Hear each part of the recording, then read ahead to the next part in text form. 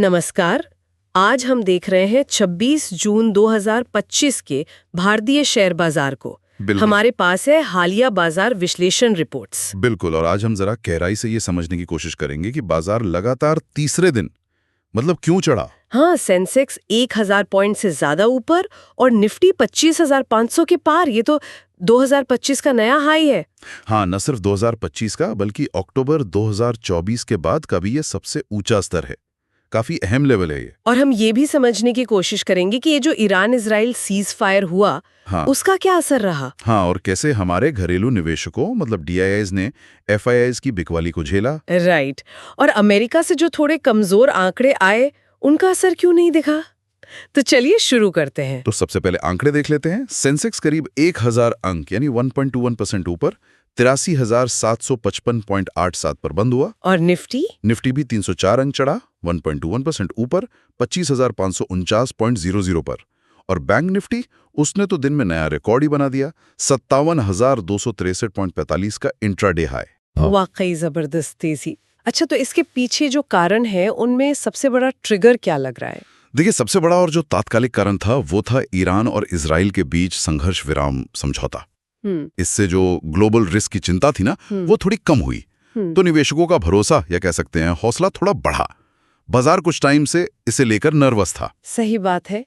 और घरेलू फ्रंट पर बड़े स्टॉक्स का भी रोल रहा। हाँ बिल्कुल। HDFC बैंक के शेयरों ने बैंक निफ्टी को बहुत सपोर्ट दिया। बैंक का मार्केट कैप 15.46 लाख करोड़ हो गया। और रिलायंस इंडस्ट्रीज, उसका मार्केट कैप भी 20 लाख करोड़ के पार चला गया। ये सितंबर 2024 के बाद पहली बार हुआ है। वाह। और जियो फाइनेंशियल भी। हाँ, जियो फाइनेंशियल के शेयर भी करीब 3% ऊपर थे। तो इन हैवी वेट्स ने इंडेक्स को सहारा दिया। अच्छा, इसके अलावा एक और बात चल रही थी डॉलर के कमजोर होने की। हाँ, वो भी एक बड़ा फैक्टर था। अमेरिकी डॉलर इंडेक्स 3 साल के निचले स्तर पर आ गया और हमारा रुपया वो डॉलर के मुकाबले 38 पैसे मजबूत हुआ। 38 पैसे? हाँ, वो 85.70 पर बंद हुआ, जो 12 जून के बाद का सबसे ऊंचा लेवल है। तो इसका क्या मतलब हुआ बाजार के लिए? इसका मतलब ये है कि एक तो भारतीय एसेट्स विदेशी निवेशकों के लिए सस्ते या ज्यादा आकर्षक हो जाते हैं, और दूसरा इंपोर्ट कॉस्ट कम होने की उम्मीद बनती है। तो दोनों तरफ से पॉजिटिव। लेकिन एक चीज थोड़ी कंफ्यूजिंग है। 25 जून को मतलब एक दिन पहले FIIs ने तो काफी बिकवाली की थी, करीब 2400 करोड़ की। हाँ बिल्कुल, और यही तो सबसे इंटरेस्टिंग बात है इस बार की। FIIs ने बेचा 2427 करोड़ का नेट बेचा। लेकिन DIIs हमारे घरेलू संस्थागत निवेशकों ने लगभग उतना ही खरीद लिया। 2372 करोड़ की नेट खरीदारी की उन्होंने। अरे वाह, मतलब पूरा का पूरा एक तरह से बैलेंस हो गया। एग्जैक्टली।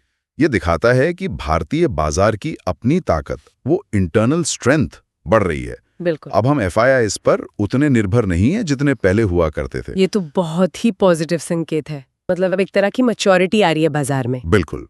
और देखिए, बाजार की चौड़ाई, जिसे मार्केट ब्रेथ कहते हैं, वो भी पॉजिटिव थी। मतलब बढ़ने वाले शेयर गिरने वालों से ज्यादा थे। और वो डर वाला इंडेक्स इंडिया विक्स, हाँ, विक्स भी नीचे आया, करीब 2.87% गिरकर 12.59 पर। इसका मतलब है कि निवेशकों की चिंता घट रही है। और मिड कैप, स्मॉल कैप, वो भी लगातार 5वें दिन बढ़े हैं। तो ऐसा नहीं कि तेजी सिर्फ बड़े शेयरों में थी, छोटे मंझोले शेयरों में भी भरोसा लौट रहा है। मतलब एक ब्रॉड बेस्ड रैली कह सकते हैं इसे। ये अच्छा है। अच्छा, एक और बात, अमेरिका की GDP ग्रोथ पहली तिमाही में नेगेटिव आई, मतलब 0.5% गिरी। इसका असर क्यों नहीं हुआ? हाँ, ये पॉइंट वैलिड है। आमतौर पर इसका नेगेटिव असर होता है, लेकिन इस बार क्या हुआ कि निवेशकों का फोकस दूसरी तरफ था। जैसे कि वो सीज फायर वाली खबर। सीज फायर, कमजोर डॉलर, ये ज्यादा बड़े और तात्कालिक फैक्टर थे। बाजार ने शायद भविष्य की बेहतर संभावनाओं को ज्यादा वजन दिया, बजाय पिछली तिमाही के अमेरिकी आंकड़ों के। समझ गई। अगर सेक्टर्स की बात करें तो कौन से चले, कौन से नहीं? देखिए, मेटल सेक्टर काफी तेज था, +2.31%। ऑयल एंड गैस भी अच्छा चला, +1.86%। प्राइवेट बैंक्स भी 1% से ज्यादा ऊपर थे। ये सब तो साइक्लिकल है। हाँ, ये दिखाता है कि रिस्क ऑन सेंटिमेंट था। लोग इकोनॉमी से जुड़े सेक्टर्स में पैसा लगा रहे थे। दूसरी तरफ मीडिया, रियलिटी, IT, इनमें थोड़ी गिरावट रही। IT में गिरावट क्यों? हो सकता है ग्लोबल डिमांड की चिंता हो या कोई और सेक्टर स्पेसिफिक वजह, लेकिन ओवरऑल ट्रेंड रिस्क लेने वाला था। कुछ खास स्टॉक्स की बात करें, निफ्टी 50 में टॉप गेनर कौन रहे? श्रीराम फाइनेंस करीब 3.7% ऊपर था। जियो फाइनेंशियल भी 3% से ज्यादा चढ़ा। गिरने वालों में डॉक्टर रेड्डीज और टेक महिंद्रा थे। अच्छा, और वोडाफोन आइडिया सुना वो भी 4% उछला। हाँ, शायद सरकार से कुछ राहत पैकेज मिलने की उम्मीद में। और लूपिन को यूएसएफडीए से अप्रूवल मिला। और एक एसएमई आईपीओ था, श्री हरे कृष्णा स्पंज आयरन, वो भी अच्छा सब्सक्राइब हुआ। काफी एक्शन था मतलब। हाँ, और कल्याण ज्वेलर्स की क्रेडिट रेटिंग अपग्रेड हुई। आईसीआरए ने IND A- कर दी।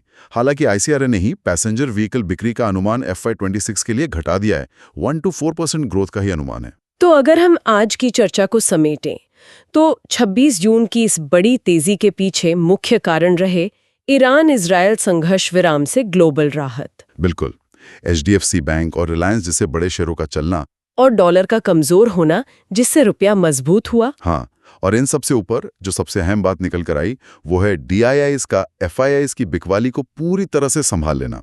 ये भारतीय बाजार की बढ़ती ताकत दिखाता है। सही कहा, ये शायद आज की सबसे बड़ी टेकअवे है। बिल्कुल। तो अब आगे के लिए क्या सोचना चाहिए? बाजार ने एक तरफ तो जियोपॉलिटिकल टेंशन कम होने और डॉलर गिरने को सेलिब्रेट किया, लेकिन अमेरिका की नेगेटिव GDP को इग्नोर कर दिया। हाँ, यही $1 मिलियन क्वेश्चन है। क्या ये दिखाता है कि भारतीय बाजार अब ग्लोबल झटकों से ज्यादा इम्यून हो गया है?